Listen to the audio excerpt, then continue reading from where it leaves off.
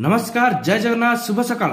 आज 11 नवेम्बर मंगलवार। आज दिनर किछि गुरुत्वपूर्ण खबर उपरे आसंतु नजर पकाइबा। वीडियो भल लागिले छोट लाइक टे कर देबे। आसिला प्रथम खबर। दिल्लीर लालकिला मेट्रो स्टेशन निकटरे होइथिबा विस्फोरण एक आतंकवादी आक्रमण बोली आशंका करा जाउछि।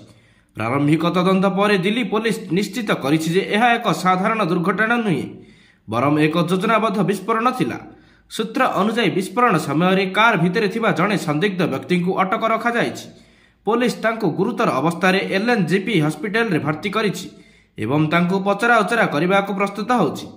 फॉरेंसिक दल घटनास्थल रे पहुंची विस्फोरक सामग्री तार एवं बैटरी खंड जब्त करिछि जहां विस्फोरण को मैनुअल भाव में करा जायतिबा संदेह को दृढ़ करिछि। परवर्ती खबर। दिल्ली विस्फोरण पर हाई अलर्ट रे पुरी। हाई अलर्ट नै पुरी एसपी सूचना देले। बेलाभूमि समुद्र कूल और बड़दाण्ड सह श्रीमंदिर चतुर्पार्श्व रेलवे स्टेशन बसस्टाण्ड रे हाई अलर्ट जारी करा जायछि। पेट्रोलिंग वृद्धि सह समस्त आईआईसी को सतर्क रहिबाको निर्देश दिया जायछि। सोमवार दिन लालकिला मेट्रो स्टेशन निकटरे एक कार विस्फोरण जोगु व्यापक आतंक सृष्टि होइछि। एही घटना रे 8 जनक मृत्यु होइतिबा सूचना मिलिछि।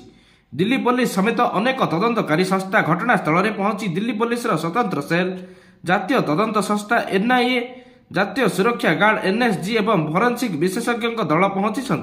एही घटना पर समग्र दिल्ली एनसीआर एवं समग्र देश में हाई अलर्ट जारी करा जायछि। समस्त आहतों को दिल्ली एलएनजी हॉस्पिटल रे भर्ती करा जायछि। परवर्ती खबर। नवेम्बर 27 रु आरंभ होई पारे विधानसभा शीतकालीन अधिवेशन। प्रथम थर पर विधानसभा अधिवेशन को संबोधित करिवे राष्ट्रपति द्रौपदी मुर्मू। सूचना देइछंती आईन मंत्री पृथ्वीराज हरिचंदन। नवेम्बर शेष में ओडिशा गस्तरे आसिबे राष्ट्रपति। सेथिपाई विधानसभा को नुआ रूप से सजा जाउछि। परवर्ती खबर। बड़ धरणर आतंकी आक्रमण योजना को विफल करिबारे सक्षम होइछि जम्मू काश्मीर पुलिस। हरियाणा फरीदाबाद जिलार एक मेडिकल कॉलेज रु 2टी AK-47 राइफल और 350 किलोग्राम रु अधिक विस्फोरक जब्त करा जायछि।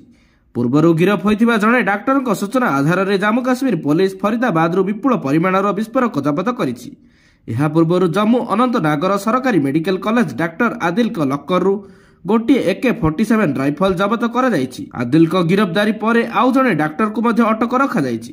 एही दुई जनक सहायता रे जैश-ए-मोहम्मद आतंकी संगठन देश में बड़ धरणर आतंकी हमला करबाकू योजना करिथिला बोली कुहा जाउछि। एहाकू पंड करिछि जम्मू काश्मीर पुलिस। परवर्ती खबर। पुणी थरे टारिफ रो लाभ बखाणिले Donald Trump. Social media post रे से कहछन्ते जे तांको नेतृत्व रे अमेरिका क्रमागत भावे आगकू बढ़ुछि एवं टारिफ रो समालोचना करुथुवा लोकंकु मूर्ख बोली कहछन्ति। एहा सह टारिफ राजस्वर प्राय प्रत्येक अमेरिकनकु $2000 लाभांश भाबरे देबाकू प्रतिश्रुति मध्ये दैछन्ति। निज टारिफ रे विश्व को भयभीत करुथुवा डोनाल्ड ट्रम्प अमेरिका को देउथुवा लाभकू नै क्रमागत भावे कहि आसुछन्ति। ट्रुथ सोशल प्लाटफर्म रे एक नुआ पोस्ट रे से निज वाणिज्य नीतिर प्रचार करिसन्ति एवं दाबी करिसन्ति जे तांको नेतृत्व रे अमेरिका विश्वर सबठारु धनी और सबठारु सम्मानित देश जेउथिरे रेकर्ड स्टॉक मूल्य उच्च 401 बैलेंस एवं कारखाना गुड़िकरे मध्य वृद्धि घटुची। परवर्ती खबर। हरियाणार फरीदाबाद रे आतंकिक बड़ योजना को भंडन करिबारे सफल होइछि पुलिस, जहाकू नै एबे बीजेपी सांसद गिरिराज सिंह दैछन्ति बड़ बयान। धरा पड़ुथिबा एही सब आतंकवादी सबुबेले काहेकि मुस्लिम धर्मर, काहेकि राहुल गांधी, लालू यादव आ अखिलेश यादव भली नेता एही प्रसंग रे मुह खोलुनांती बोली प्रश्न करिसन्ति गिरिराज सिंह। खाली सेतिकी नुहे, आतंकवादी को गोटे धर्म सह जोड़ी एही बीजेपी नेता बयान देबा परे एहाकू नै सरगरम होइछि राजनीति। गिरिराज आतंकवादी को मुस्लिम धर्म सह जोड़िबा परे पीडीपी मुख्य मेहबूबा मुफ्ती घटना रे बीजेपी सांसद को घेरिसन्ति। परवर्ती खबर। स्कूल रे बाध्यतामूलक हब वंदे मातरम। उत्तर प्रदेश मुख्यमंत्री योगी आदित्यनाथ राज्यर स्कूल गुड़िकरे वंदे मातरम बाध्यतामूलक कराजिबो बोली घोषणा करिसन्ति। गोरखपुर रे एक कार्यक्रम समय मुख्यमंत्री घोषणा करिसन्ति जे राज्यर प्रत्येक स्कूल रे वंदे मातरम बाध्यतामूलक कराजिबो। से कहिसन्ति जे राज्यर प्रत्येक स्कूल रे वंदे मातरम को जातीय संगीत भाबरे बाध्यतामूलक कराजिबो। एहा सह टार्गेट करी कहिसन्ति एमाने सेही लोक जो माने लौह पुरुष सरदार पटेल को जन्म वार्षिक जोग दियंती नहीं किंतु जिन्ना को सम्मानार्थे और तांको कार्यक्रम रे जोग दियंती। वंदे मातरम को विरोध करिवार कोनोसी यथार्थता नहीं। परवर्ती खबर। सरकार महिला मानक सुरक्षा और सम्मान को दृष्टि रखी एक ऐतिहासिक निष्पत्ति नेइछन्ति। बहु विवाह प्रथा को निषिद्ध करिबा पई एक नुआ आईन अणा जाउछि। सरकारक उद्देश्य होछि कोनोसी महिला जेपरि 2टी विवाह किंबा प्रतारण सामाजिक किंबा आर्थिक कष्ट न भोगंती ताहा सुनिश्चित करिबा। ତେବେ ମହିଳାମାନଙ୍କ ପ୍ରତି ହେଉଥିବା ଅନ୍ୟାୟକୁ ରୋକିବାକୁ ସରକାର ପ୍ରାଧାନ୍ୟ ଦେଇଛନ୍ତି। ଏହି ନିଷେଧ ଅଧୀନରେ ଆସାମ ବହୁ ବିବାହ ନିଷେଧ ବିଲ୍ 2025କୁ ଅନୁମୋଦନ କରାଯାଇଛି। ଆସାମ ସରକାର ଏହି ବିଲ୍କୁ ନଭେମ୍ବର 25ରେ ହେବାକୁ ଥିବା ବିଧାନସଭା ଅଧିବେଶନରେ ଉପସ୍ଥାପନ କରିବେ। ମୁଖ୍ୟମନ୍ତ୍ରୀ କହିଛନ୍ତି ଯେ ଏହି ଆଇନ ନାରୀର ସମ୍ମାନ ଓ ସାମାଜିକ ସମ୍ମାନତା ଦିଗରେ ଏକ ବଡ଼ ପଦକ୍ଷେପ। ମୁଖ୍ୟମନ୍ତ୍ରୀ ହେମନ୍ତ ବିଶ୍ବ ଶର୍ମା କହିଛନ୍ତି ଯେ ଏହି ଆଇନ ଅଧୀନରେ ଯଦି କୌଣସି ବ୍ୟକ୍ତି ଏକାଧିକ ବିବାହ କରେ ତେବେ ତାଙ୍କୁ 7 ବର୍ଷ ପର୍ଯ୍ୟନ୍ତ ଜେଲ୍ ଯିବାକୁ ପଡ଼ିବ। ତେବେ ଷଷ୍ଠ ଅନୁସୂଚୀ କ୍ଷେତ୍ରରେ ଯେଉଁଠାରେ ବିଶେଷ ଆଦିବାସୀ ଆଇନ ଲାଗୁ ହୁଏ କିଛି ବ୍ୟତିକ୍ରମ ରହିବ। ପରବର୍ତ୍ତୀ ଖବର 2027 ଜନଗଣନା ପାଇଁ ପରୀକ୍ଷାମୂଳକ ଭାବେ ଆରମ୍ଭ ହେଲା ଡିଜିଟାଲ ଜନଗଣନା। ରାଜଧାନୀ ଭୁବନେଶ୍ୱର ସମେତ କଟକ, ମୟୂରଭଞ୍ଜ ଏବଂ ନବରଙ୍ଗପୁରରେ 30 ତାରିଖ ଯାଏଁ ଚାଲିବ ଜନଗଣନା। ଭୁବନେଶ୍ୱର ମହାନଗର ନିଗମର 22 ନମ୍ବର ୱାର୍ଡ, କଟକର 17 ନମ୍ବର ୱାର୍ଡ, ନବରଙ୍ଗପୁରର ତେନ୍ତୁଳିଖୁଟି ଏବଂ ମୟୂରଭଞ୍ଜର ଠାକୁରମୁଣ୍ଡାରେ ହେବ ପ୍ରାକ୍ ଡିଜିଟାଲ ଜନଗଣନା। ସର୍ବଭାରତୀୟ ସ୍ତରରେ 34 ଲକ୍ଷ ଶିକ୍ଷକ କରିବେ ଏହି ଡିଜିଟାଲ ଜନଗଣନା। ଡିଜିଟାଲ ପ୍ରକ୍ରିୟାରେ ପେପର ନୁହେଁ ମୋବାଇଲ ଆପ୍ରେ ହେବ ଜନଗଣନା। ଜିଲ୍ଲା ଜନଗଣନା ତଥ୍ୟ ସମନ୍ୱିତ ପୁସ୍ତକରେ ରହିବ ଗ୍ରାମ, ସହର, ଜିଲ୍ଲାର ସମସ୍ତ ଭିତ୍ତିଭୂମି ଓ ନଗରୀୟ ସୁବିଧା। ବିସ୍ତୃତ ଜନସଂଖ୍ୟା ସମ୍ବନ୍ଧୀୟ ସାମାଜିକ ଓ ଅର୍ଥନୈତିକ ସୂଚନା ମଧ୍ୟ ଏଥିରେ ରହିବ। ପରବର୍ତ୍ତୀ ଖବର ଖରାପ ପାଣିପାଗ କାରଣରୁ ସ୍ଥଗିତ ହେଲା ନାସାର ମିଶନ ମଙ୍ଗଳ। କେବେ ହେବ ପରବର୍ତ୍ତୀ ଉତ୍କ୍ଷେପଣ କରାଯାଇ ନାହିଁ ସ୍ପଷ୍ଟ। ବ୍ଲୁ ଅରିଜିନ୍ ପକ୍ଷରୁ ରବିବାର ବିଳମ୍ବିତ ରାତିରେ ଏହି ସୂଚନା ଦିଆଯାଇଛି। ମଙ୍ଗଳ ଗ୍ରହକୁ ଯାତ୍ରାର ପ୍ରଥମ ପଦକ୍ଷେପର ନାସାର 2 ମହାକାଶ ଯାନ ପଠାଇବାର ସ୍ଥିର କରାଯାଇଥିଲା। ଭାରି ଉଠାଣ ଯାନଟି ଆମେରିକୀୟ ସମୟ 2:45ରେ ଫ୍ଲୋରିଡାର କେପ୍ କୋନାଭରାଲ ସ୍ପେସ୍ ଫୋର୍ସ ଷ୍ଟେସନରୁ ଉଡ଼ାଣ ଭରିବାର ଥିଲା। କିନ୍ତୁ ଖରାପ ପାଗ ଯୋଗୁଁ 2 ଘଣ୍ଟାରୁ କମ୍ ଲଞ୍ଚ ୱିଣ୍ଡୋ ମଧ୍ୟରେ ଏକାଧିକ ହୋଲ୍ଡ ଜାରି କରାଯାଇଥିଲା। ଶେଷରେ ବ୍ଲୁ ଅରିଜିନ୍ ପ୍ରାୟ 4:13 ଉତ୍କ୍ଷେପଣ ବାତିଲ କରାଯାଇଥିବା ଘୋଷଣା କରାଯାଇଛି। ଖୁବ୍ ଶୀଘ୍ର ମିଶନକୁ ସଫଳତାର ସହ ସମ୍ପାଦନ କରାଯିବ। ତେବେ ପୁଣି କେବେ 2 ମହାକାଶ ଯାନ ପଠାଯିବ ସେ ନେଇ ବ୍ଲୁ ଅରିଜିନ୍ କିଛି ସ୍ପଷ୍ଟ କରିନାହିଁ। ପରବର୍ତ୍ତୀ ଖବର ବିହାର ବିଧାନସଭା ନିର୍ବାଚନର ଦ୍ୱିତୀୟ ତଥା ଶେଷ ପର୍ଯ୍ୟାୟ ମତଦାନ ପ୍ରଚାର ସରିଛି। ଭୋଟ ପଡ଼ିବାକୁ ଥିବା ନିର୍ବାଚନ ମଣ୍ଡଳୀ ଗୁଡ଼ିକରେ ଆରମ୍ଭ ହୋଇଛି ନିରବ ଅବଧି। ଆଜି ଭୋଟ ପଡ଼ିବାକୁ ଥିବା ବେଳେ ପ୍ରଶାସନିକ ସ୍ତରରେ ପ୍ରସ୍ତୁତି ହୋଇଛି।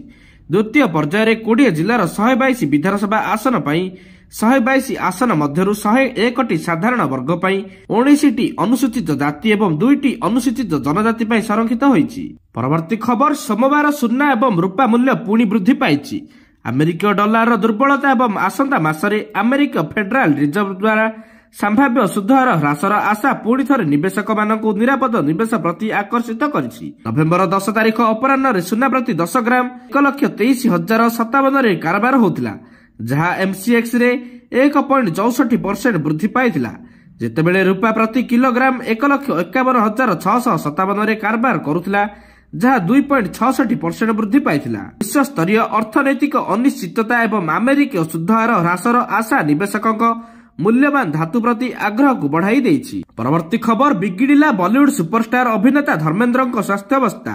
ଗତ କିଛି ଦିନ ଧରି ସେ ବ୍ରିଚ୍ କ୍ୟାଣ୍ଡି ହସ୍ପିଟାଲରେ ଭର୍ତ୍ତି ହୋଇଥିବା ବେଳେ ତାଙ୍କୁ ଭେଣ୍ଟିଲେଟରରେ ରଖାଯାଇଥିବା ଜଣାପଡ଼ିଛି।